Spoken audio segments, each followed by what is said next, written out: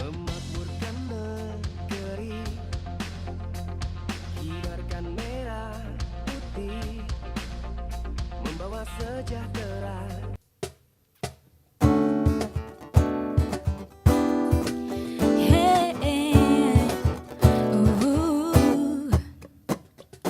Profesional muda kita berbagi cerita, jadi inspirasi untuk semua.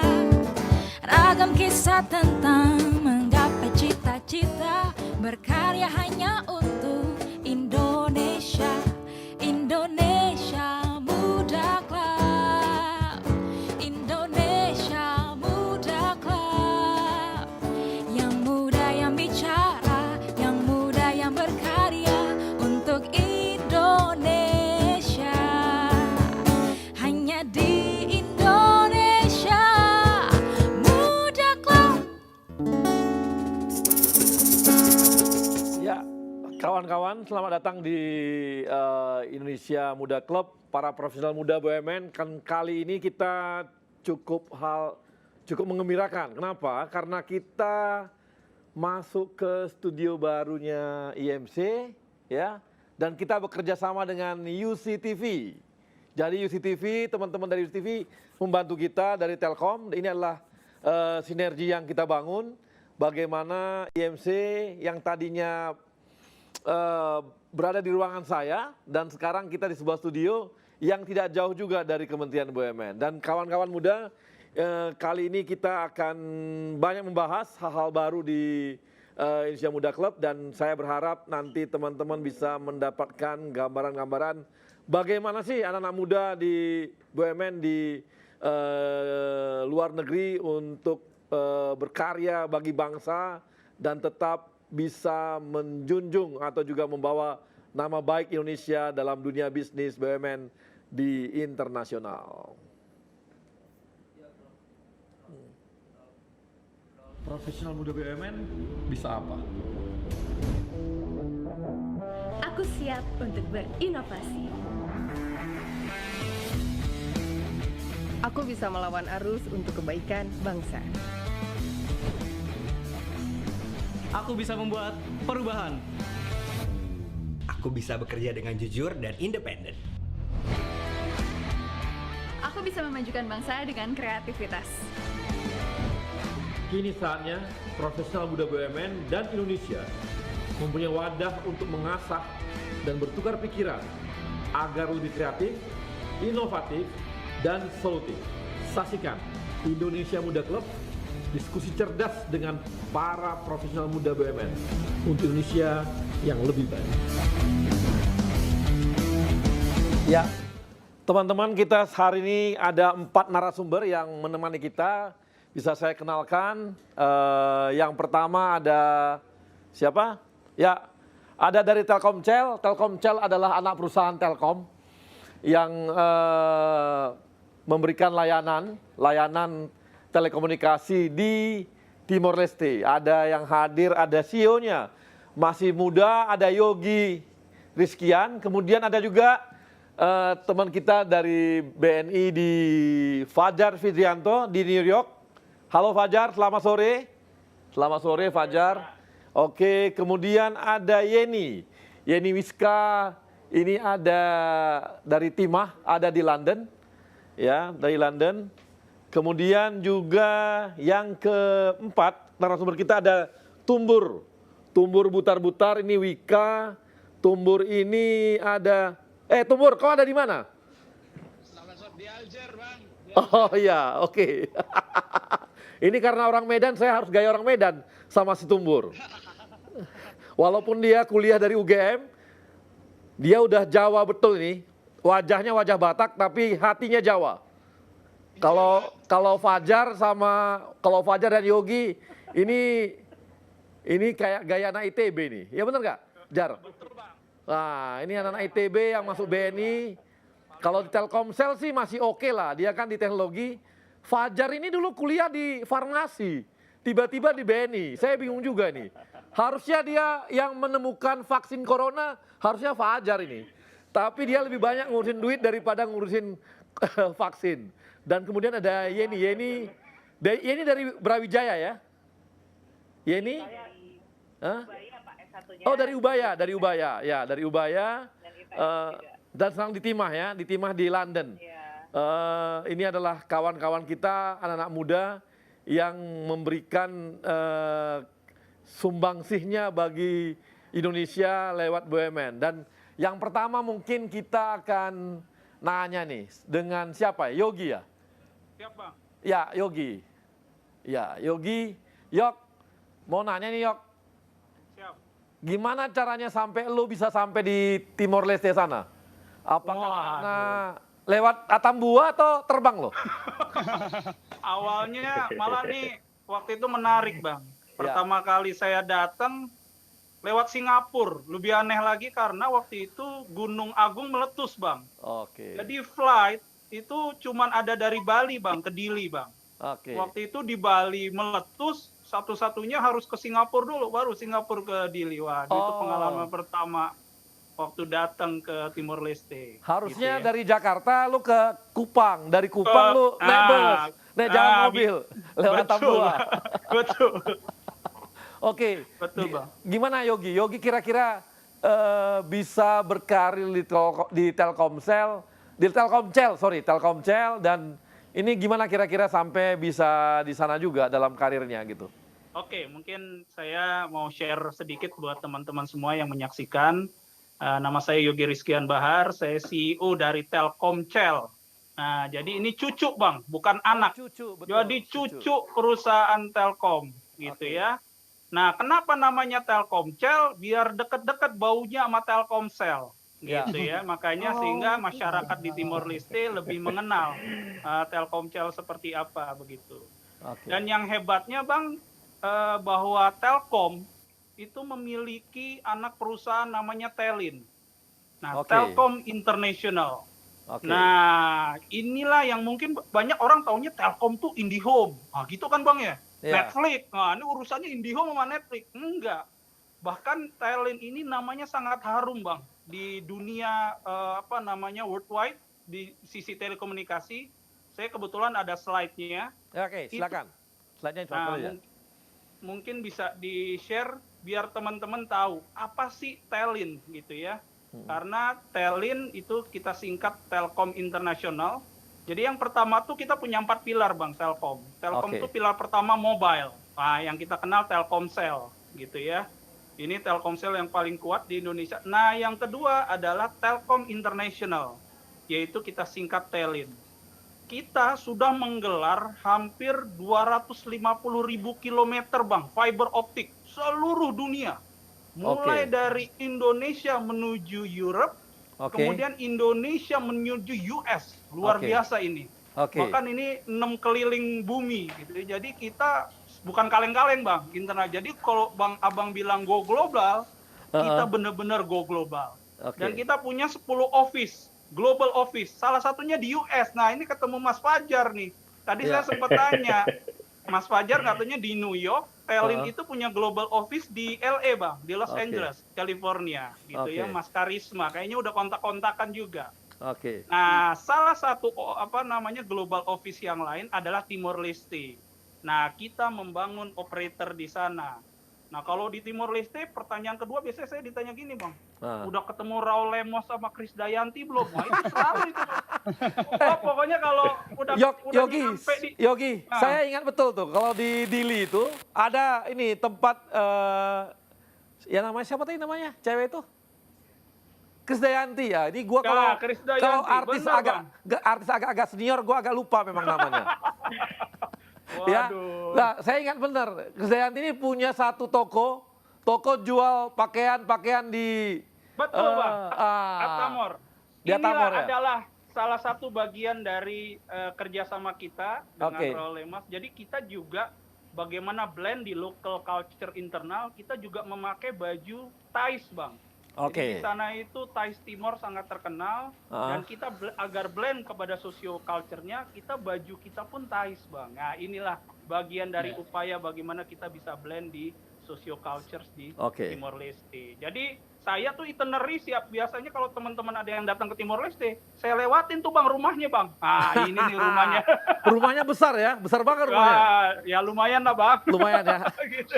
Nah ini gimana ceritanya, gimana di Telkomsel, gimana perkembangannya di Timor Leste? Apakah menjadi satu-satunya atau operator Telkom atau bagaimana? Nah, saya cerita sedikit dengan sejarah Bang ya. Ya. Jadi ketika Timor Leste merdeka tahun 99 waktu itu ya, jajak pendapat, kemudian referendum, kemudian tuh 10 tahun itu akhirnya aset Telkom diambil Bang. Jadi memang aset Telkom itu diambil, semua aset kecuali Pertamina. Nah ini hebatnya Bang, BUMN terbesar, terbanyak juga salah satunya tuh di Timor Leste, salah satunya Pertamina Bang. Pertamina. Jadi Pertamina itu punya kilang, kita punya kilang di sana gitu ya, dan Oke. itu asetnya milik Indonesia. Oke. Semuanya yang lain keambil, udah mau rumah mau apa gitu ya. Nah setelah Kita juga sudah eksis di sana. 10 tahun jalan, kemudian ada operator namanya Timor Telecom. Ini lokal tapi disupport oleh Brazil Bang, OVI. Harganya mahal banget. Oke. Wah, ini masyarakatnya protes bener-bener protes, masuk ke DPR-nya sana, akhirnya minta another operator harus masuk. Akhirnya Telkom berinvestasi di Timor Leste. Waktu itu BUMN-nya di root-nya Pak Dahlan Iskan Bang. Oke. Ya, jadi di root-nya dan CEO-nya Pak Arif Yahya yang dulu sekarang ya sebelumnya Menteri Pariwisata gitu ya. Ya. Jadi beliau dan waktu itu Prime Ministernya Pak Sanana Gusmao. Akhirnya 2012 kita meresmikan Telkomsel. Jadi udah jalan 8 tahun, Bang. Dan alhamdulillah growth-nya luar biasa, Bang. Berapa pelanggan kita? Berapa ini ya? Dari pelanggan berapa? Pangsa pasar kita berapa? Nah, Marketnya ini dia berapa nih? Siap, kita share juga. Oke. Jumlah silakan. penduduk seru nih. Jumlah penduduk cuman 1,2 juta, Bang. Lebih kecil dibanding Bekasi. Gitu ya. Jadi nggak besar jumlah penduduknya. Dan kita punya jumlah pelanggan kita sekitar 300.000. 300.000. Jadi memang ya karena memang tadi kita berawal masuknya memang telat gitu ya, karena memang dulu nggak boleh dibuka gitu ya. Nah sekarang kita ini menuju juara 1 Bang. Tinggal doakan aja nih. Mudah-mudahan kita the best operator in Timor Leste gitu ya, dan growth kita luar biasa. Telkom mungkin major growth rata-rata paling 8 bahkan 6 bahkan kita 30% Bang. Ini luar biasa Bang. Jadi kita mengharumkan, jadi kita penghasil devisa juga buat Indonesia. Oke. Jadi sekarang kita udah berapa pangsa pasar kita? 49%, 48% atau berapa persen? Sekitar 35%. Oh, 35%. Jadi kita itu ada 3 operator di sana. Yang tadi saya cerita. 3 operator. Operator pertama Timor Telecom. Itu existingnya dulu 10 tahun. Kemudian tahun 2012 ada tender license baru kita masuk. Gitu ya. Jadi kita masuk. Dan yang 2 nih Bang yang masuk. Satu Indonesia yaitu kita Telkomsel. Satu lagi Vietel, Telemor. Nah ini menarik Telemor. Bang. Ya, jadi Vietel ini BUMN-nya Vietnam, Bang. Tapi isinya tentara semua, Bang. Wah, jadi BUMN-nya BUMN-nya Timor ini Leste? Vietnam. Oh, Vietnam. Bukan, Vietnam. Vietnam. Yes. Oke. Vietnam. Bahkan dia ekspansi ke Afrika. Banyak dia operator-operator di Afrika juga, gitu ya. Jadi saya punya sahabat baik, CEO-nya juga, itu tentara, Bang. Kapten. Ininya kapten. Jadi makanya ini juga kami terus terang pengalaman internasional ini luar biasa. Jadi memang banyak banget suka dukanya juga, tapi it's very exciting sekali. Dan kami didukung oleh KBRI. Nah, ini kunci utamanya juga. Jadi bagaimana kita katakanlah perantau ini ketika berbisnis di luar, salah satunya harus engage dengan KBRI. Engage dengan saya sangat dekat. Ini Bang, Batak juga Bang Sahat Sitorus. Sidi Kalang Bang kalau dia Bang gitu ya. Ini luar biasa. Saya terus terang sama dengan dirutnya Telin ya kalau gitu ya. Nah, orang Sidi benar, Kalang juga. Betul, Pak Sukardi. Itu kebetulan gurunya Pak Sukardi, bapaknya Pak Sukarti itu gurunya Pak Sahat Sitorus. Jadi emang dunia kecil sekali Bang gitu ya. Jadi makanya, dan ini luar biasa karena Pak Sahat Sitorus ini tidak hanya menjadi diplomat, tapi entrepreneur juga. Berapa persen orang Indonesia yang bekerja di Telkomsel? Sekarang, ini Bang, saya sedikit cerita. bahwa awal datang itu 50%, 50%. Jadi karyawan kita total 200, dulu pertama masuk itu 100-an. Tapi kita punya semangat baru, Bang, bahwa kita tidak hanya berbisnis di Indonesia, di Timor Leste, tapi kita juga membangun capacity building. Ini kunci juga salah satu kedua. Bahwa bagaimana kita memberikan lapangan pekerjaan yang besar kepada masyarakat Timor Leste. Dan mulai sekarang, managerial level itu sekarang teman-teman Timor Leste semua, Bang, dan bagus-bagus. Gitu ya. Jadi kita juga mulai pelan-pelan memberikan expertise kepada teman-teman Timor Leste, dan teman-teman Indonesia pulang, sekarang teman-teman Timor Leste. Jadi ini juga salah satu sinergi yang luar biasa bagus. Gitu. Sekarang kira-kira sekitar 18, Bang, dari 200 orang. Jadi luar biasa. Sekarang teman-teman Timor Leste yang mengelola ini. Oke, terima kasih. Kemudian saya mau nanya lagi nih ke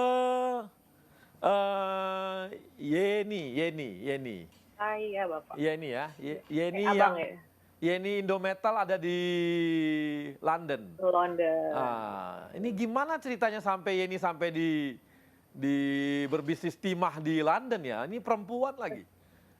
Kira-kira gimana? Baik. Cita ya, Cita. Baik. Ya, pertama terima kasih karena telah mengundang saya dalam acara yang lagi hits banget nih kayaknya di Indonesia ya. Ya, saya di Timah itu memang berawal dari divisi pemasaran, Pak. Jadi 12 tahun yang lalu saya ikut rekrutmen dari PT Timah dan langsung masuk ke bidang pemasaran. Kemudian di sana saya belajar dan saya dipercaya untuk menghandle pasar Asia. Nah, di tahun 2013 ada peraturan pemerintah yang mewajibkan semua ekspor timah melalui bursa. Nah, disitulah Indometal berperan.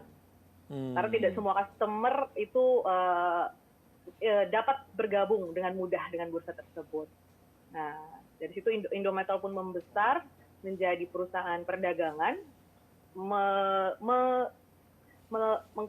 mengambil customer dari PT Timah dan melayani mereka. Jadi sebenarnya Indometal adalah sebagai penghubung antara Timah dan customer Timah. Oke. Nah itu jualannya gimana? Ketengan, retail, jual-jual ke rumah-rumah atau gimana nih? Ya, nah jualan kita per kontainer di sini. Oke, nggak jualnya kemana? Cari customer-nya gimana nih? Cari customer-nya, customer kami itu ya kita B2B di sini. Oke, B2B. Ya, customer B2B. Customer kami adalah produsen. Oke. Produsen solder, produsen tin chemical, dan produsen tin plate. Jadi di sini ya pendekatannya B2B selling di sini. Jadi memang untuk Indonesia, untuk timah itu memang di luar negeri London yang memang megang untuk semua atau bagaimana? Untuk saat ini ya. Untuk saat ini yang memegang ekspor, pasar ekspornya timah dari PT Timah sendiri adalah di London handle-nya, dari Asia sampai ke Amerika. Oke. Nah ini kan timah ini kan sebenarnya di Indonesia, di dunia PT Timah termasuk yang terbesar di dunia kan? Penghasilnya, produsennya. Betul, tahun 2019 nomor 1 di dunia. Nomor 1 di dunia. Berarti harga ditentukan oleh PT Timah dong atau gimana? Oh, kebetulan tidak, Pak. Kebetulan tidak. Jadi tetap market ya, tetap bursa juga ya?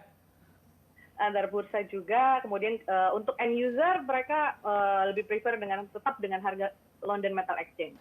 Kalau gitu marketnya kita tidak hanya di Inggris dong atau Eropa, tapi juga ke Amerika dan sebagainya? Betul. Kebetulan sebenarnya yang pasar paling besar adalah di Asia. Oh, di Asia. Untuk saat ini, namun kita mulai berkembang di Eropa dan Amerika. Oke, nah ini di sana pekerjanya berapa orang nih orang Indonesia kita untuk nangan ini? Dari PT Timah sendiri ada 4 orang. Ya. Lokal staff yang juga orang Indonesia ada 4 orang juga, jadi total 8 orang. Nah oke, saya mau nanya lagi nih dengan Yuni nih. Ini Yeni, aduh kamu, kita belum lama kenal aja saya kadang-kadang lupa gitu. Tidak apa-apa Bang. Oke, nah Yen, saya mau nanya nih. Ini pertumbuhan kita, market kita timah di internasional ini gimana sekarang perkembangannya? Untuk internasional, khususnya yang ditangani oleh teman-teman di London. Perkembangan saat ini cukup bagus, tetap bagus. Namun ya seperti yang mungkin dialami oleh semua negara saat ini, yaitu pandemi ya Pak ya. Pandemi ya, pengaruh betul ya? Ada pengaruhnya tentunya terutama di bidang elektronik. Kita di sana kan kita sebenarnya itu masih jauh ya. Jadi kalau elektronik terganggu seperti perusahaan handphone itu turun pendapatan 5%, kami akan terganggu di kemudian harinya. Oke. Otomotif juga menurun, kami juga akan pasti terganggu di kemudian harinya. Oke.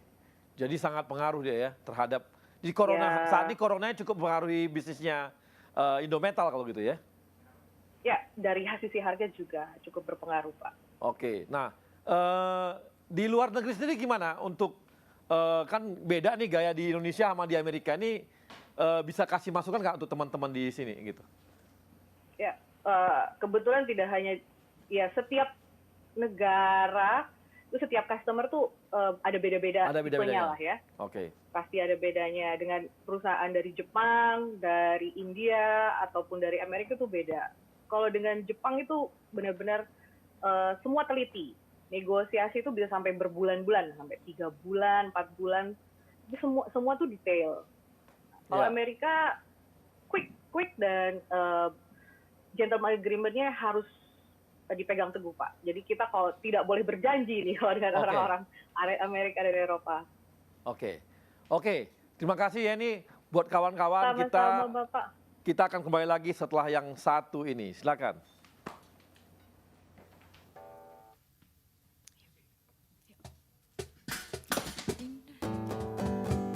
Indonesia Muda Club, Indonesia Muda Club, yang muda yang bicara, yang muda yang berkarya untuk Indonesia, hanya di Indonesia Muda Club.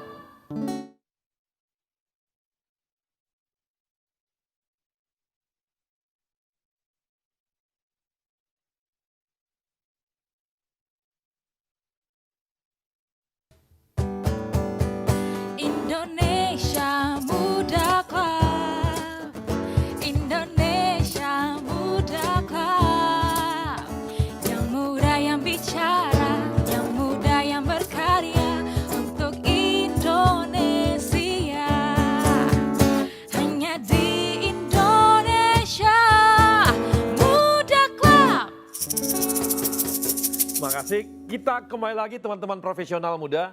Dan kali ini kita akan bertanya lebih lanjut kepada kawan kita yang ada di BNI ya. Kita lihat nih, kita cek. Tadi dari Indometal sudah ada, kemudian teman-teman dari Telkomsel Dili yang sudah ada juga. Kali ini kita akan masuk ke New York. New York ada kawan kita, ada Fajar. Jar? Hai Bang. Asik ini. Kau di Amerika tapi kayak di Tebet kulit nih kantornya. Hanya ada pelang aja BNI gitu loh. Nggak ada keren-kerennya. Coba terangin lu kenapa nggak keren. Ayo gimana Jar? Ayo Jar, cerita Jar. Gimana di sana? Ya, di sini mungkin saya agak mulai dengan profil BNI di luar negeri Pak ya. Karena kita kebetulan bukan hanya di New York, kita di luar negeri nih Pak ya. Sama kayak Mas Yogi di Telkom ada beberapa networknya, kami juga sama. Mungkin kita ada 6 Pak cabang luar negeri kita. Ya, yang paling dekat sama Indonesia di Singapura, kemudian ada di Hong Kong, kita juga punya di Tokyo, kemudian di Seoul, kemudian kalau bergerak agak ke barat, kita ada di London sama ada di New York. Nah, ini masing-masing punya keunikannya sendiri-sendiri Pak. Ya. Kalau mungkin saya cerita misalnya Singapura, Pak. Singapura itu kita sudah ada di Singapura sejak tahun 55. Tapi Singapura sendiri mereka baru merdeka tahun 65, Pak. Jadi kita udah ada di sana sebelum mereka merdeka. Nah, kita itu memang kalau ngelihat histori BNI, Pak, kita itu tahun 46 pada saat didirikan, itu fungsi awal kita justru bukan commercial bank kayak sekarang Pak. Kita fungsi awalnya itu central bank. Makanya kita tuh baru mulai berekspansi. Itu sejak tahun 54 pada saat kita di-convert menjadi commercial bank. Nah, itulah kenapa kita tahun 55 udah mulai ada cabang banyak. Salah satunya di Singapura itu. Nah, kemudian kalau kita yang di New York sendiri, Pak, kita itu udah ada di sini sejak tahun 78. Cuman memang pada saat berada di sini, pertama kalinya cuman rep office. Cuman ada representatif doang. Kemudian kita convert menjadi bank di tahun 83. Disinilah terus kita mulai menjalankan fungsi perbankan. Cuman memang kalau nanti abang misalnya main ke sini bang ya, mungkin kok beda sama BNI Singapura. BNI Singapura itu memang beda, dia full branch Pak. Jadi nggak semua cabang luar negeri kita itu kayak Singapura yang full bank, nggak semua. Yang full bank itu kita di Singapura, di Hong Kong, di Seoul dan di Tokyo. Kalau kami di New York ini agency, jadi kita tidak melakukan fungsi penghimpunan dana retail. Itu kita tidak memiliki license itu, karena banking ini kan highly regulated industry Pak ya. Jadi sangat dijaga ketat sama masing-masing otoritas setempat. Nah, kita memang memiliki license-nya sebagai agency. Yang mirip-mirip sama kita London, dia sebagai corporate bank. Nah, di sana untuk corporate bank aja ya, bukan retail. Bukan retail. Betul, Pak. Betul. Kami di New York ini adalah corporate bank. Kalau orang nanya ngapain sih BNI buka di New York? Memang selain nyari profit, udah pasti Pak ya nyari profit. Tapi kita juga punya misi lain, Pak. Salah satu yang kita itu pada saat saya berangkat Pak, itu saya selalu dikasih message sama para leaders di BNI Pak, sama direksi itu adalah gimana BNI bisa berperan untuk meningkatkan ekspor Indonesia itu luar kunci. negeri. Nah, berapa banyak perusahaan Indonesia yang memanfaatkan BNI New York untuk bisnisnya? Banyak nggak sekarang nih nasabahnya BNI? Banyak, tapi mungkin tidak secara langsung Pak. Sebagai contoh, saya ada debitur yang bergerak di bidang perikanan. Nah, debitur saya ini itu banyak mengimpor dari Indonesia, Pak. Nah, itu jadi apakah terus perusahaan-perusahaan di Indonesia ini berhubungan dengan BNI New York? Enggak. Tapi kami memberikan fasilitas kreditnya itu ke perusahaan di sini yang mengimpor ikan, mengimpor udang dari Indonesia. Nah, itu yang salah satu misi yang coba kita bawa. Dengan keberadaan kita di Amerika ini Pak ya. Sebenarnya kita nggak cuma Amerika yang kita layani Pak, marketnya Pak. Kita juga melayani market Kanada. Jadi kita di sini kita sebutnya sih North America yang kita layani. Nah, berapa banyak nih? Juga ada yang anak sorry Pak. Gimana? Terusin. Debitur kita juga ada yang anak BUMN Pak, ada anak usaha BUMN Pak. Anak usaha BUMN di bidang kedirgantaraan. Wah, itu dia kinerjanya bagus Pak, meskipun pandemik seperti sekarang ya, kita kan mikirnya wah airline agak lesu. Cuman ini terakhir kita ngobrol-ngobrol sama mereka malah mau nambah space kantor Pak. Kayaknya mereka hebat juga nih ekspansinya. Berapa banyak orang Indonesia di sana? Di BNI yang kerja di BNI? Kita total pegawai 25 Pak. 25.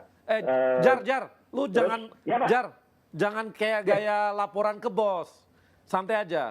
Kita ngobrol aja. Lu kayak laporan ke abang aja, lu kayak laporan ke bos aja lo.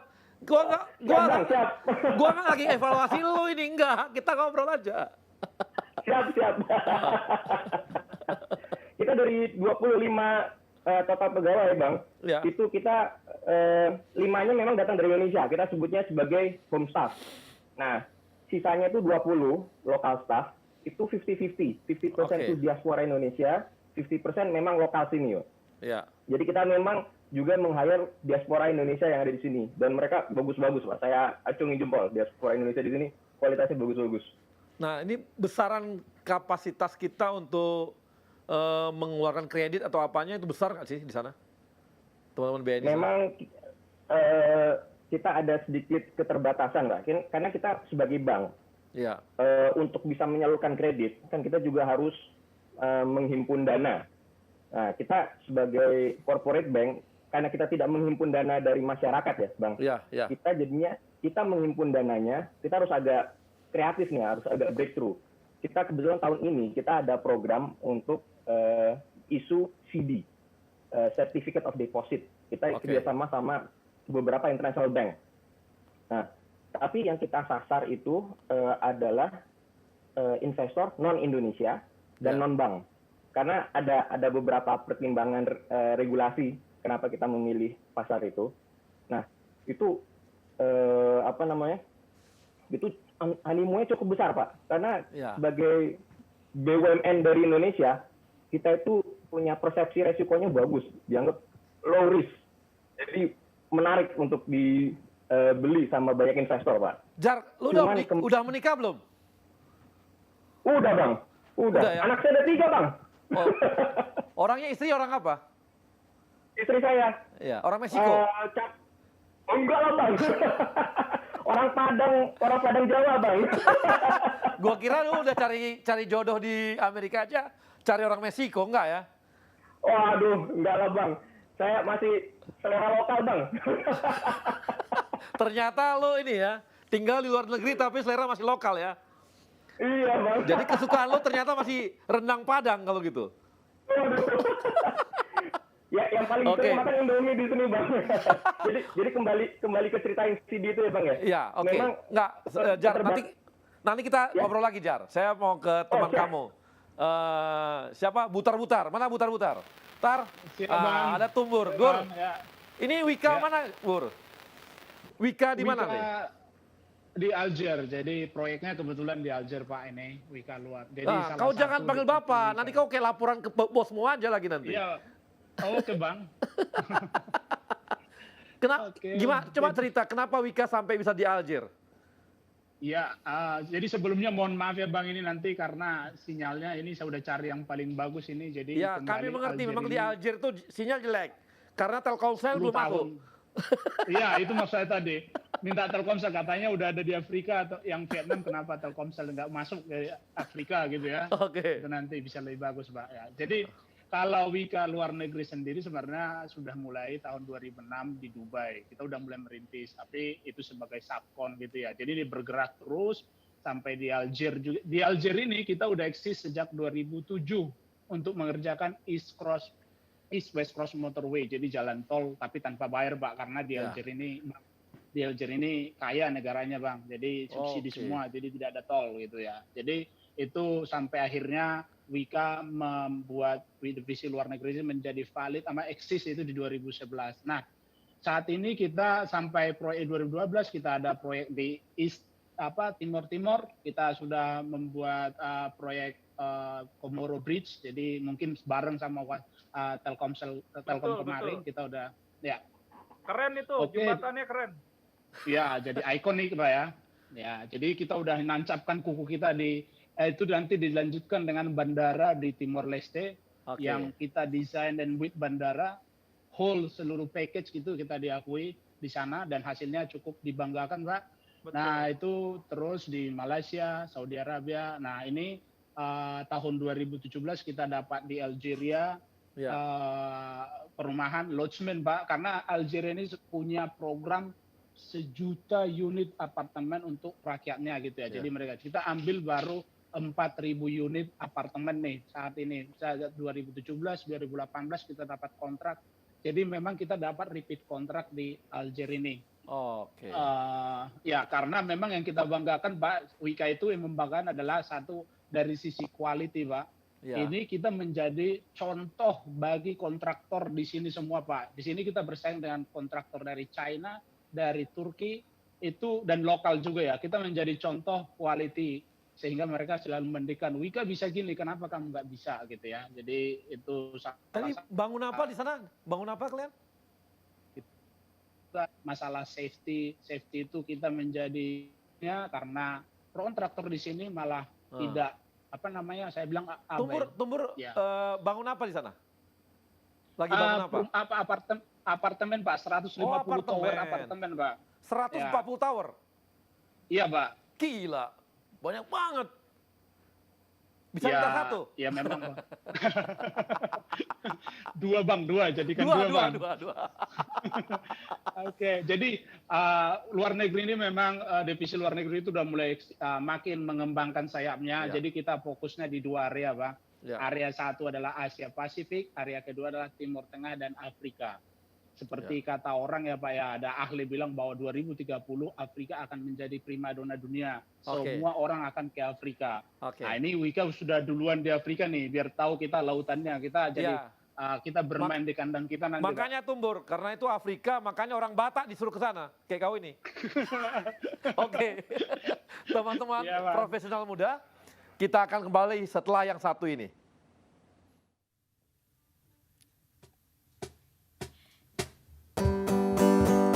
Indonesia Muda Club, Indonesia Muda Club, yang muda yang bicara, yang muda yang berkarya untuk Indonesia.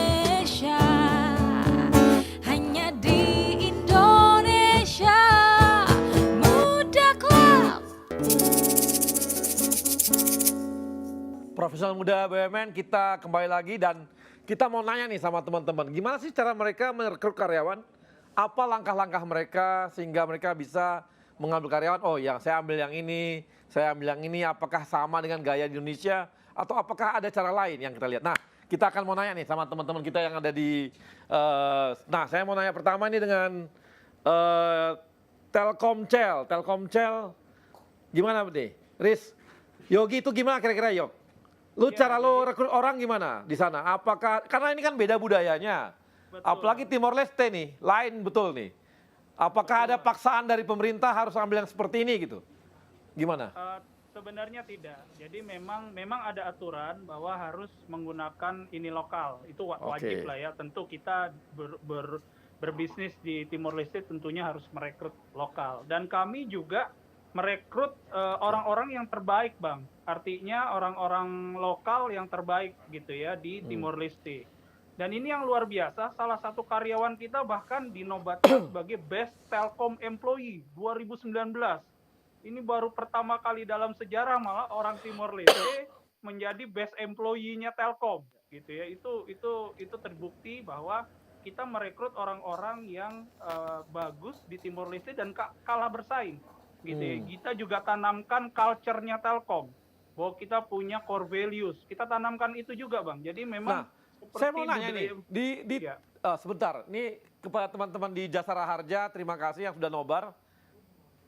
Jasara Harja ya, top teman-teman milenial Jasara Harja, terima kasih Anda nobar dan tetap saksikan Indonesia Muda Club. Nah, kita kembali lagi kepada Yogi. Yok, ini kan di Timor Leste tuh perguruan tingginya gimana nih? Dulu kan mereka sangat tergantung Indonesia nih.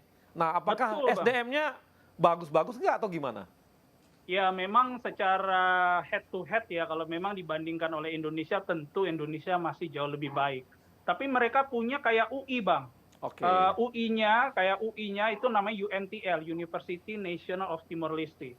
Dan rektornya dengan saya, Profesor Francisco, itu sangat dekat dengan kita, bahkan kita bikin semacam e-library, aplikasi Bang. Jadi seluruh bukunya Timor Leste itu kita bikinin aplikasinya, udah nggak perlu beli buku lagi. Jadi mahasiswa di sana 3.000 orang itu menggunakan aplikasinya kita. Akhirnya semua mahasiswanya pakai Telkomsel Bang. Ini sejarah juga. Jadi memang kita pendekatannya seperti itu, kita jual digital solution. Dan kita beberapa rekrut juga karyawan kita dari UNTL. Nah saya mau nanya sama Tumbur nih, Bur, di Aljazair tuh gimana orang-orangnya? Apakah kalibernya sama Indonesia atau kita kalah kaliber nih, Tumbur?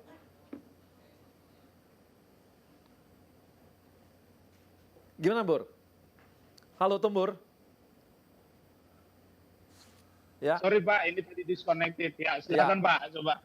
Ya, Bur. Merekrut orang-orang di sana bagaimana di teman-teman Wika? Apakah banyak direkrut? Apa pinter-pinter nggak orang teknik sipilnya atau gimana? Jadi memang khusus untuk proyek ini ada dua jenis tenaga ya Pak. Kalau tenaga kerja lapangan ya memang lokal pasti Pak, dan juga sebagian kita bawa dari Indonesia, Duta Bangsa waktu itu ya Pak, untuk memastikan yang terbaik gitu ya. Terus sambil lokal kita didik tukang-tukangnya sesuai. Nah, untuk di office sendiri memang Pak, saat ini kan memang project ini masih apa namanya Pak? Project kan temporary. Jangan panggil Bapak, panggil Abang. Oke Bang. Jadi kita memang sebagian besar masih bawa dari Indonesia Pak kemarin. Cuman memang khusus untuk lokal kita rekrut untuk bagian yang yang berhubungan dengan masyarakat sini, pengadaan ataupun keuangan yang berhubungan dengan tax, ya kita hire.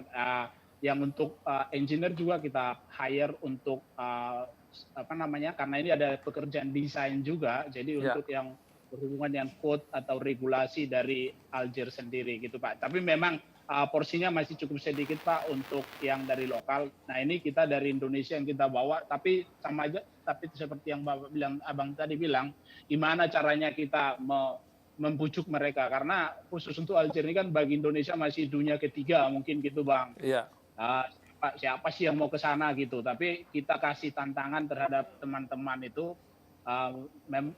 ayo ini petualangan baru bagimu gitu ya Pak ya. Jadi kita kasih tantangannya itu dan kesempatan-kesempatan untuk terbuka, yang terbuka luas. Misalnya nih yang muda-muda di Indonesia dia belum menjabat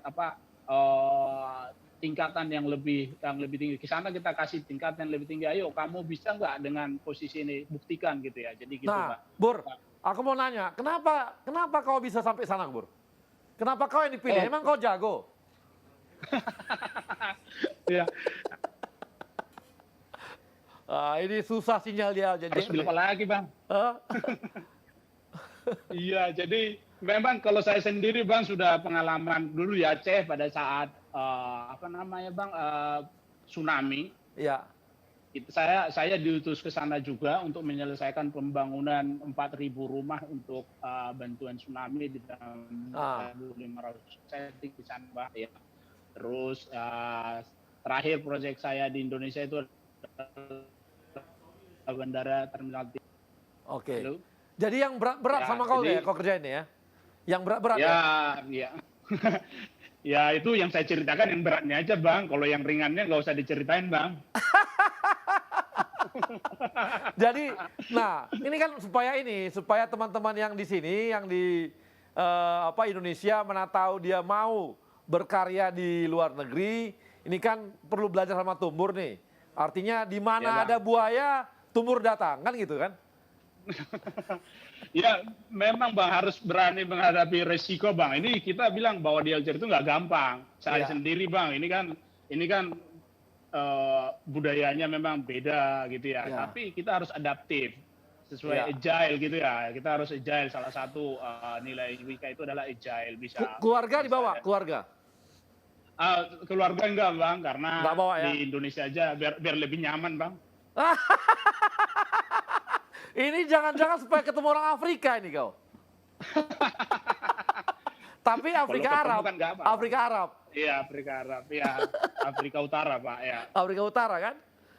Oke, jadi ini resiko pergi ke luar negeri juga harus meninggalkan keluarga ya? Justru harus ini Bang, memang satu tantangannya keluarga dan kita harus mendapat restu dari keluarga dan wah, ini sinyal memang jelek di Aljazeera. Nanti kita yang di sini malah nggak bisa kerja. Jadi salah satu memang dukungan dari keluarga harus full gitu Bang. Oke, makasih Tumbur, memang sinyalmu jangan jelek. Mudah-mudahan Telkomsel secepatnya ke sana. Sekarang saya mau nanya lu dengan kawan kita nih, Fajar. Yeah. Jar, ini gimana cara tips kamu atau kenapa sampai bisa kamu yang dipilih oleh BNI ke luar negeri? Apakah direktur BNI abangmu atau siapa? Jadi memang gini ya Bang ya, kebutuhan posisinya ya di New York itu macam-macam. Kita kan ada yang membidangi treasury, ada yang membidangi FI, financial institution, ada yang membidangi kredit. Nah itu makanya ada juga yang IT Bang. Dari Indonesia kita juga ada home staff yang ini IT. Jadi memang di bidang-bidang itu memang dipilih teman-teman yang memiliki karakteristik yang quote unquote cocok untuk ditempatkan di luar negeri. Karena bagaimanapun juga. Jangan. Coba apa itu quote unquote cocok di luar negeri? Maksudnya apa itu? Nomor satu, Bang. Nomor satu adalah karakter, Bang. Karakter itu dalam artian, karena ini kulturnya kan beda di sini, Bang, ya. Iya. Di sini ini orang kalau debat, keras, Bang. Tapi selesai keluar ruang rapat, no hard feeling. Kita hahi, makan-makan lagi, ngopi-ngopi bareng lagi. Nah, itu kalau mental yang, agak baper gitu ya? Iya, baper aja. Itu benar, bahasanya pas itu, Bang, baper. Itu begitu dihajar dengan argumen yang keras, terus keluar ruang rapat, ngambek. Wah, itu susah, Bang. Susah untuk bisa beradaptasi dengan kondisi di luar negeri. Itu nomor satu, Bang. Yang nomor dua, yang pasti juga harus luas, Bang. Karena di sini kan bergaulnya bukan hanya dengan kalangan bisnismen, Bang. Mau nggak mau kita di luar negeri ini ya, kita bergaulnya sama komunitas Indonesia. Kayak misalnya kami di sini, di New York nih, kita ada komunitas gereja, komunitas masjid, yang isinya orang-orang Indonesia. Terus bergaulnya juga dengan diplomat-diplomat, konjen, KBRI, kemudian ada juga yang kalau di New York ada United Nation ya, PBB. Nah, jadi itu sangat penting juga untuk memiliki karakteristik yang luas. Nah, yang ketiga memang kompetensi. Kompetensi nggak jelas, Bang. Kompetensi itu penting. Karena kita jumlah orangnya sedikit, itu satu orang harus bisa ngerti banyak hal. Jar. Lebih gitu, Bang. Jar, tapi intinya karena kau anak ITB aja makanya bisa keluar negeri gitu? Ampun, Bang, enggak, Bang. Enggak. Anak tadi si Tumbur itu anak UGM bisa juga keluar negeri. Jangan terlalu bangga juga kau. Oke, sekarang kita ada teman kita dari Ida Rasita, GM dari Kimia Farma. Silakan. Mana? Iya, Bang. Halo Ida. Tadi aku kira cewek, ternyata cowok. Namanya Ida. Pasti gitu, Bang. Orang nyangkanya cewek, Bang. Nah, Ida di Kimia Farma, Kimia Farma mana nih? Ini saya di Kimia Farma Dawa, Bang. Anak perusahaan Kimia Farma di Arab Saudi. Arab Saudi. Kenapa Kimia Farma bisa di Arab Saudi? Ngapain? Iya. Kau jual apa di sana? Bukan jual bukan jual obat kuat, Bang. Tenang aja, Bang.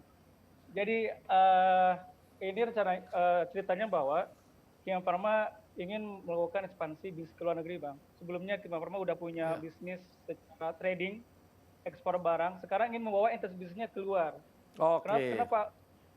Kenapa Arab Saudi? Di sini kita ada dua market yang kita sasar, Bang. Kalau healthcare, satu adalah market sendiri Arab Saudi. Yang kedua, Bang, yang juga ternyata sangat menggiurkan adalah secara bisnis, market haji dan umroh, Bang. Ini market yang tidak pernah berhenti bergulir, dan di dalam ini ada warga Indonesia juga yang setiap tahunnya selalu nomor satu di dalam hal haji dan umroh, Bang. Jadi kita masuk ke Indonesia, kita masuk ke Arab Saudi, kita coba grab market di sana, kita sekaligus hadir untuk warga negara Indonesia yang ada di sana, Bang. Jadi Kimia Farma retail juga sana, retail? Jual retail juga? Bang. Yes, kita di sini ngelola dua bisnis utama, satu wholesale, trading, obat-obatan, kesehatan. Kedua adalah retail. Kita membuka mengelola apotek Kimia Farma Arab Saudi. Gitu. Ida, jangan-jangan nanti itu vaksin corona yang baru dibuat sama Bio Farma, jangan-jangan dijualnya di Afrika, di Arab Saudi ada di Kimia Farma nanti? Kayaknya sih kalau untuk itu Pak Honesti udah punya jalur sendiri, Bang. Dia udah ada. Tapi yang pasti kalau barang-barang yang di luar vaksin yang sifatnya adalah produk BUMN, kita di sini siap sebagai ini, Bang, sebagai bagian dari supply chain-nya kita lah di sini. Supply chain-nya. Yes, of course. Ida, saya mau tanya, kenapa sampai bisa kau sampai di Arab Saudi? Kenapa bisa sampai di Arab Saudi? Apa ceritanya? Istrimu orang Arab? Oh enggak, Bang. Istriku orang Palembang, Bang. Orang Palembang. Dah. Kau bisa sampai di sana dah? Kau bisa sampai di Arab Saudi? Ini kayaknya nyambung dengan ceritanya tadi Bang Yogi nih, Bang. Jadi pertama kali aku terekspos masalah dunia internasional itu ketika handle Timor Leste, Bang. tahun 2012 Kimia Farma punya B2B, G2G bisnis dengan Timor Leste. Kita supply obat-obatan ke sana, Bang. Oke. Aku jadi macam project leader di sana. Ya. Terekspos lah dengan masalah-masalah internasional segala macam. Lama-lama kayaknya ini kayaknya ketemu passion nih, Bang. Ini kayaknya enak nih, kita bisa handle luar negeri, bisa lihat dunia lain, mengenal culture, mengenal. Oh, jadi kau menganggap bahwa passionmu itu di luar negeri terus gitu ya? Kemudian aku dikasih bicara untuk di export division di holding. Oke. Kemudian Kimia Farma ekspansi ke luar negeri, bisnis ke Arab Saudi. Ketika manajemen memberikan challenge, ya why not, Bang? Mungkin ini bagian dari passion, diambil. Oke, jadi nah sekarang perkembangannya udah berapa lama nih di Arab Saudi? Perkembangannya penjualan bagaimana? Dan corona ini gimana? Berkurang nggak atau turun nggak? Gimana? Iya, Bang. Jadi ini kita di sini sejak 2018, Bang. Oke. 2018, kita sekarang sudah punya 19 apotek, Bang. Kimia Farma Dawa. 19 apotek? Yes. Kita sekarang masuk dulu di Western area, Bang. Yaitu di area Madinah, Makkah, Jeddah, Taif. Iya. Ini kalau kita bagi inilah daerah-daerah yang bagian yang didatangi oleh para peziarah sepanjang tahun, Bang. Oke. Inilah market itu, kantong uang tuh di sini bergulirnya. Kemudian kita juga punya distribution center di Jeddah dan di Mekah. Jadi kita masuk di sisi Western area, belum masuk ke Riyadh, belum masuk ke daerah Eastern, ke Damam yang kota-kota tempat minyak itu di kilang-kilang minyak.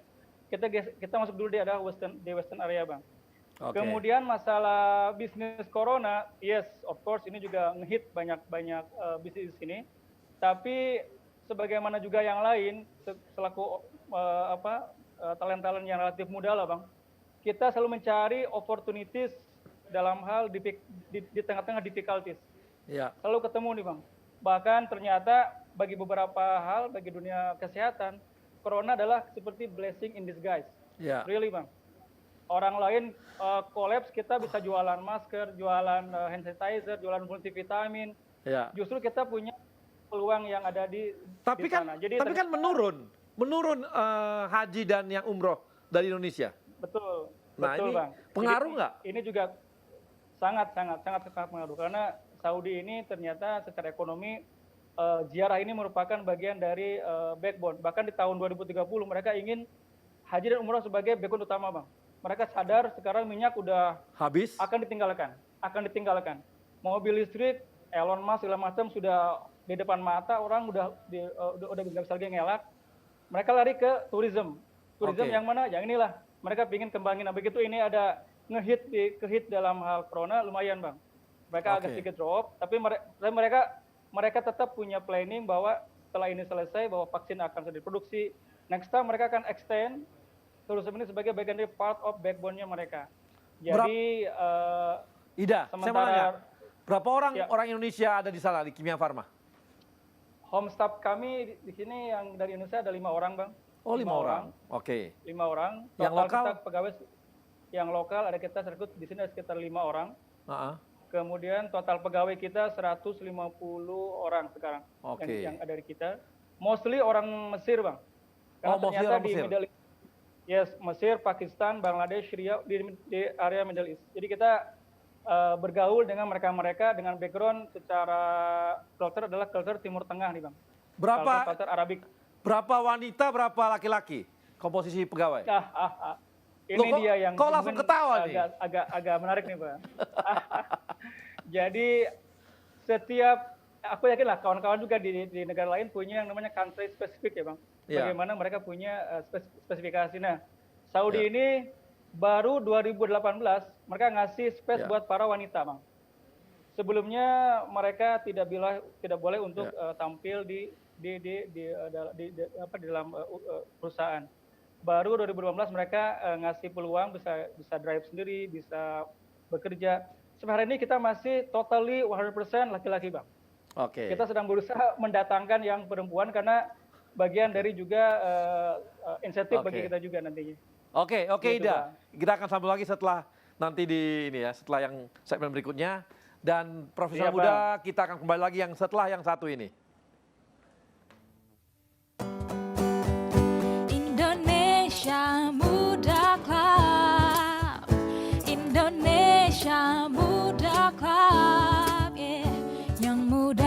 bicara, yang muda yang berkarya untuk Indonesia. Hanya di Indonesia Muda Club. Teman-teman profesional, kita kembali lagi dengan Indonesia Muda Club dan kali ini kita coba lihat social project yang dikerjakan oleh teman-teman milenial kita, milenial BUMN, dan kita akan lihat bagaimana dan apa yang mereka kerjakan dalam project-project ini. Silakan.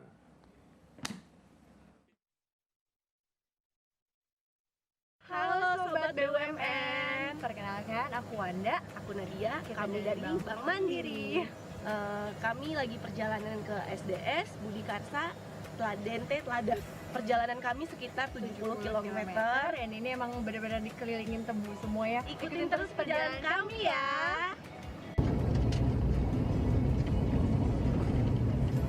Halo Sobat BUMN, jadi kita udah sampai tuh. Setelah 3 jam perjalanan kita sudah sampai di Kuala Mahabar. Nah setelah ini kita bakal ngajutin perjalanan pakai perahu untuk mendistribusikan perlengkapan sekolah ke SD di sana ya.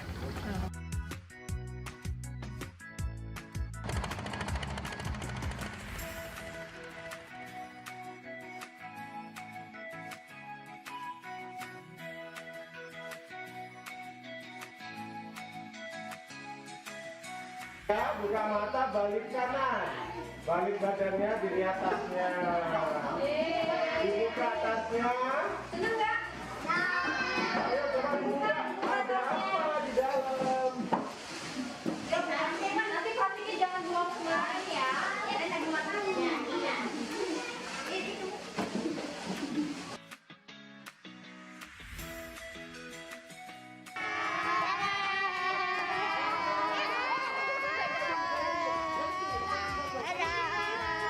Akhirnya selesai juga proyek kita di SDS Budi Karsa dengan Indonesia Muda Club dari Kementerian BUMN. Sampai jumpa di proyek Indonesia Muda Club selanjutnya. Dadah. Ya, lihat teman-teman, gimana teman-teman kita dari milenial BUMN membuat social project dan kami juga menunggu kawan-kawan milenial dimanapun berada untuk membuat project-project yang bisa disampaikan kepada kawan-kawan Indonesia Muda Club. Nanti kita carikan anggarannya dan carikan biayanya dan bagaimana supaya milenial BUMN itu berkarya di tempat-tempat di daerah-daerah. Jadi kami masih menunggu semua usulan proyek-proyek dari kawan-kawan dan manfaatkan kesempatan ini untuk bisa membantu masyarakat Indonesia dimanapun berada. Dan kali ini kita akan kembali di kawan-kawan di ini ya, di anak-anak muda tadi yang Timor Leste, ada yang di Aljazair, ada di Arab Saudi dan sebagainya. Dan ini sudah ada penanya dari Rian ini dari Jamkrindo. Rian, silakan kalau Rian mau bertanya untuk kawan-kawan di kawan-kawan di 5 negara ini. Silakan Rian. Baik Bang. Saya Rian Bang dari Wika Bang. Oh dari Wika. Tadi dikirain dari Jamkrindo. Oke, silakan. Sama Bang Tubur Bang. Oke. Mau tanya teman-teman bahwa kan sebenarnya strategi internasionalisasi. Rian, lu buka dulu ininya. Buka dulu maskernya, nanti dikira siapa lagi. Ntar Rian yang lain kan beda bahaya kita. Kluster perkantoran nih. Oke. Jadi kan strategi internasionalisasi ini pastinya merupakan satu rencana strategis dari sebuah perusahaan gitu ya. Dan pengen tahu sih market selection ini menjadi, biasanya kalau strategi internasionalisasi itu kan selalu market selectionnya nggak boleh sampai salah. Karena resikonya besar banget gitu, baik kontraktual atau apapun gitu. Dan saya ngebayangin kalau BUMN, sesama BUMN menyusun market strateginya ini bareng-bareng, kayaknya masuk ke satu negara itu juga bisa bakal menjadi solution provider buat top itu tersebut gitu, solusi sebenarnya. Nah, kalau boleh tahu dari masing-masing BUMN yang sekarang bekerja di luar sendiri, strategik thinkingnya masuk ke salah satu negara itu apa aja sih pertimbangannya? Ya, Rian, Oke Rian, terima kasih kawan-kawan. Mungkin ada siapa yang bisa menjawab dari mana nih? Dari Yeni mungkin bisa jawab Yeni atau gimana Yan? Silakan Yan, jawab Yan. Ya, baik. Ya, terima kasih. Untuk market selection ya. Oke, kita untuk logam timah sendiri kita memilih negara mana yang kita masuk itu pastinya adanya customer terlebih dahulu dong. Gitu. Jadi kami menyeleksi negara mana yang pertama pasti ada yang pengguna dari produk kami, yaitu lebih ke arah perusahaan yang negara yang banyak memproduksi barang-barang elektronik itu pasti. Karena penggunaan timah sendiri adalah salah satunya yang terbesar adalah solder. Jadi kalau makanya yang kami masuki adalah Jepang, Taiwan. Kemudian kalau untuk di Eropa itu kita masuk ke negara yang sama, yaitu juga pengguna solder dan tinplate. Jadi kalau kami lebih ke arah bukan negaranya yang dimasukin, tapi di manakah letak pengguna dari produk kami tersebut. Oke. Makasih ya ini kawan-kawan dari PTPN 7. PTPN 7 pun sekarang ini lagi nobar. Terima kasih kawan-kawan PTPN 7 yang sedang nobar di tempatnya ya. Terima kasih. Nah, silakan yang lain. Ida mungkin bisa jawab pertanyaan dari Rian tadi. Oke, siap Bang. Ya. Jadi masalah penetrasi pasar ya Bang, betul nih. Kalau kita masuk ke luar negeri kan bukan hanya nice to have ya Bang, hanya buat gaya-gayaan gitu kan. Tapi juga betul membawa misi yang juga jelas, ada profit dan benefit. Jadi memang dalam hal ini sekali lagi bagaimanapun kita melihat memang studi pasar itu nomor 1 Bang. Kita memastikan bahwa pasarnya memang di sana ada, dan satu hal lagi, apa yang bisa menjadi mengimprove lantai pasok produk Indonesia ke sana. Karena sebetulnya kalau kita punya bisnis di luar, tapi tidak ada efek terhadap produk kita di dalam negeri bisa keluar sana, kayaknya kayak sayur kurang garam Bang, kurang sedap jadinya gitu. Kalau kita punya bisnis di luar, bisa yang sama juga produk kita masuk ke negara itu, selain juga kita membantu diplomasi ekonomi negara kita, Indonesia, juga membantu mengenalkan produk Indonesia, juga kita ada nilai tambah yang tentunya secara neraca perdagangan memberikan kontribusi positif Bang. Jadi bagaimanapun penetrasi pasarnya adalah market review itu nomor 1 Bang. Pastikan itu kita dapat dulu. Next-nya adalah tinggal disesuaikan dengan business acumen masing-masing. Itu begini Bang, sharingnya Bang. Oke, terima kasih. Nah ini ada lagi nih, kita tanya lo Yogi. Yok, gimana Yok? Pertanyaan dari Rian, bisa jawab ya, gini? Bagus pertanyaannya. Jadi, of course pertama market research dulu. Nah ini yang kedua tambahannya. Saya meng-quote kenapa akhirnya Telkom berbisnis internasional. Saya meng-quote terus terang dari CEO kami terdahulu, Pak Arif Yahya. Business follow people. Dia bilang seperti itu. Artinya apa? Follow people itu mana ada orang Indonesia yang paling banyak di sana. Akhirnya Bang, kita punya 10 global offices yang di sana tuh paling banyak masyarakat Indonesianya, termasuk Hong Kong Bang. Kita punya global office di Hong Kong, kita punya global office di Taiwan, kita punya global office di Malaysia juga. Karena apa? Masyarakat Indonesianya banyak, termasuk Indonesianya Timor Leste, di mana hampir 5.000 orang di situ. Sehingga ada captive market minimal yang kita bisa dapat ketika kita implementasi di sana. Itu juga salah satu memudahkan kita untuk masuk ke market. Nah, dari situ kunci kedua adalah kolaborasi. Jadi kami di Timor Leste ini kolaborasi dengan hampir semua BUMN. Benar, kita ada Wika di sana. Wika bangun ini juga Bang, bangun menara terbang, airport. Bagus sekali di Okusi. Pakai internetnya apa? Telkomsel Bang, pasti Bang, pakai internetnya ya Telkomsel kan gitu. Jadi termasuk kita kerjasama dengan BRI, di sini ada BRI dan Mandiri Bang. Jadi kita punya e-wallet dan kita nanti banknya memakai BRI dan Mandiri. Jadi ini yang dan jangan lupa pakai link aja. Nah, di sana nggak ada link aja Bang. Belum ada link aja. Kita buat Bang, udah kita buat. Namanya Tipe. Namanya Tipe, Timor Pay. Jadi ini nanti inilah nanti jadi e-walletnya, mudah-mudahan ini menjadi e-walletnya Timor Leste. Baru launching Bang, 2 bulan yang lalu. Oke, terima kasih Yogi. Nah ini kan kelihatan ya bahwa ternyata kawan-kawan ini untuk pertama sekali mereka ambil captive marketnya. Captive marketnya siapa? Ya orang Indonesia.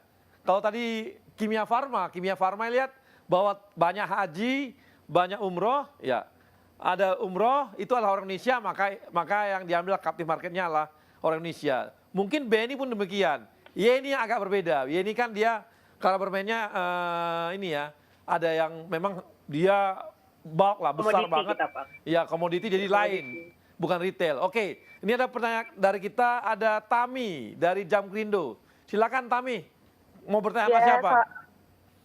Selamat sore. Sore. Ya, saya Tami dari Jamkrindo. Izin bertanya dengan Pak Ida. Ya. Ya, saya ingin bertanya terkait apa saja sih tantangan dalam melakukan penetrasi pasar internasional dan bagaimana sih strategi perusahaan untuk peningkatan pasar internasional tersebut. Terima kasih. Silakan Ida. Ida ditanya detail nih.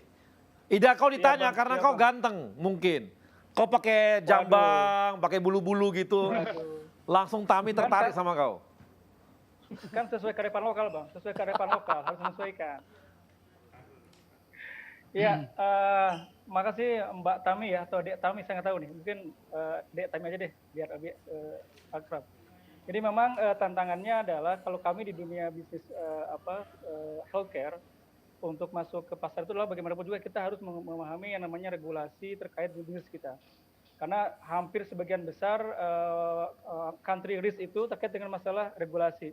Baik itu regulasi hukum ataupun bisnis.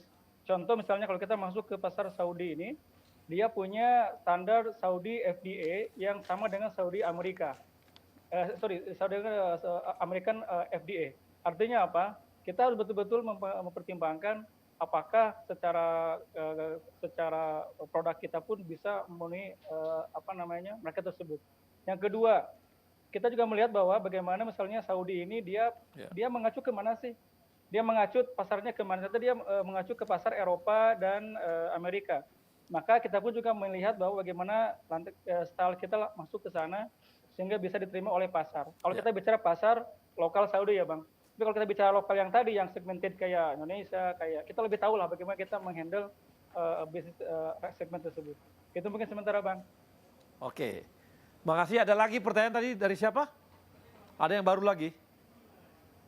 Ada Farhan. Farhan mana Farhan? Farhan dari Universitas Brawijaya Malang. Silakan Farhan, ini dari teman-teman BEM. Ya, silakan. Silakan Farhan. Biar teman-teman yang muda yang masih mahasiswa tertarik dan pengen ke luar negeri kali. Silakan.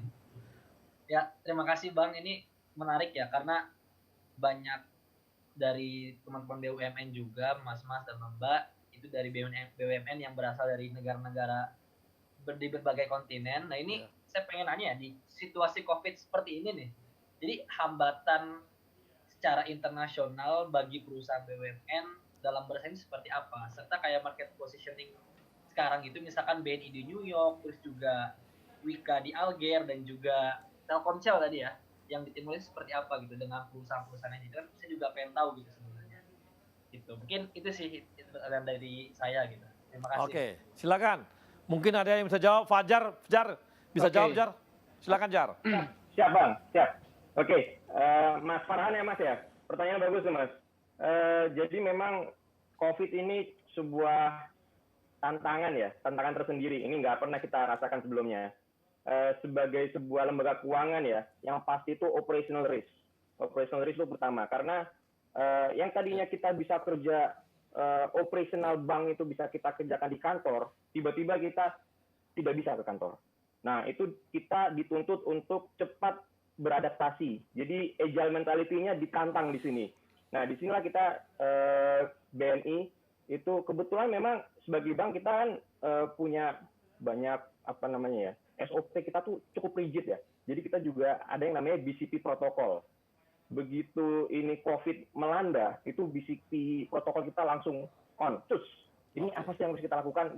Nah, kita pada saat itu ini saya ceritakan pengalaman New York ya. Kita langsung melakukan split operation. Teman-teman ada yang kerja di kantor, sama ada yang kerja di BCP site.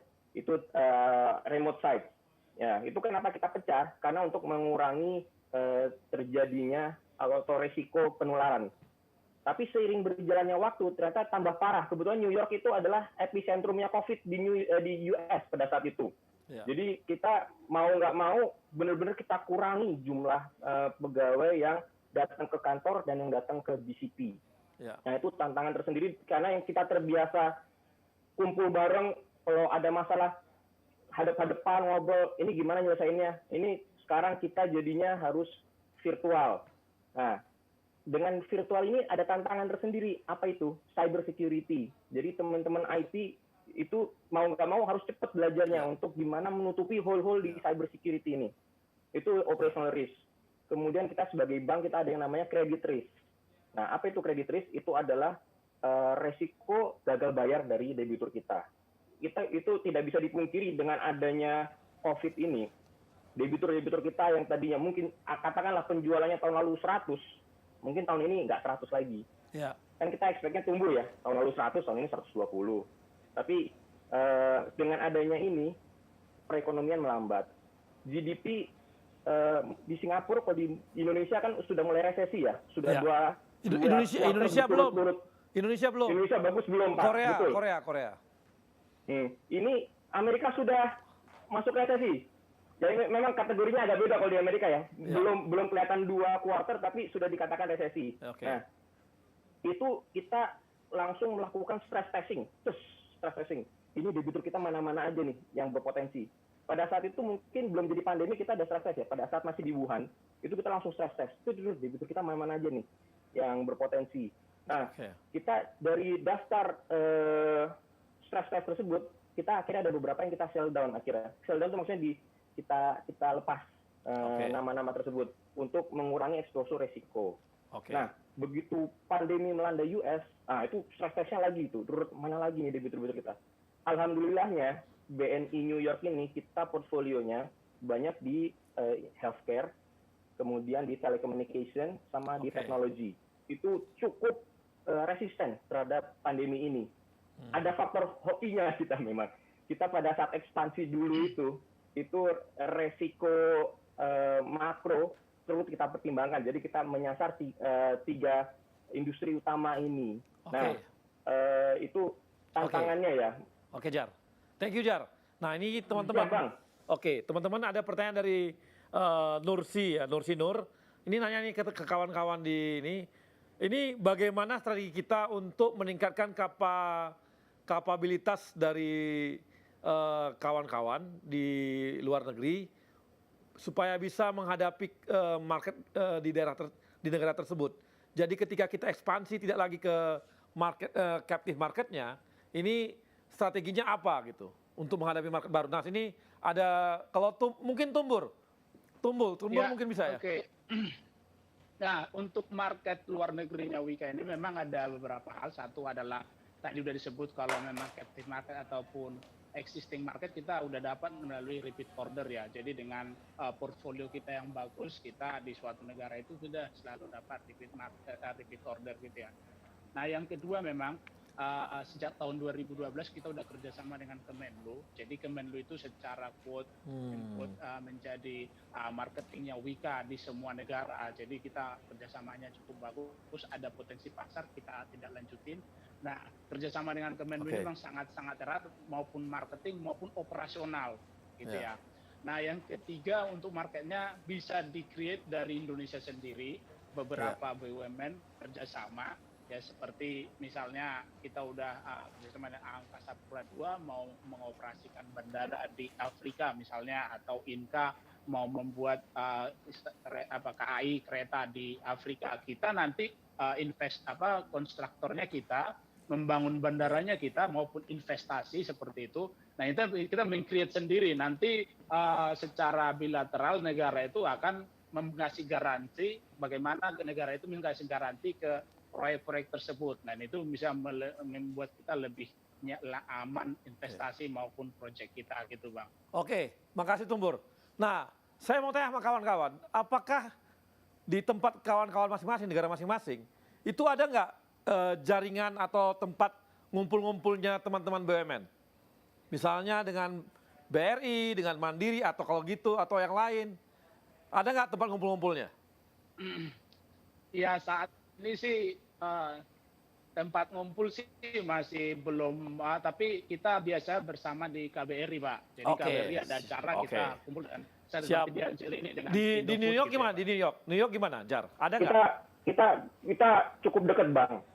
Kebetulan BNI sama BRI di New York ini, kita sama-sama di Broadway di Manhattan. Jadi kita jaraknya nggak nyampe sekilo lah antar kantor. Jadi kadang kita suka makan untuk bareng. Ida gimana? Di sana gimana di Arab Saudi?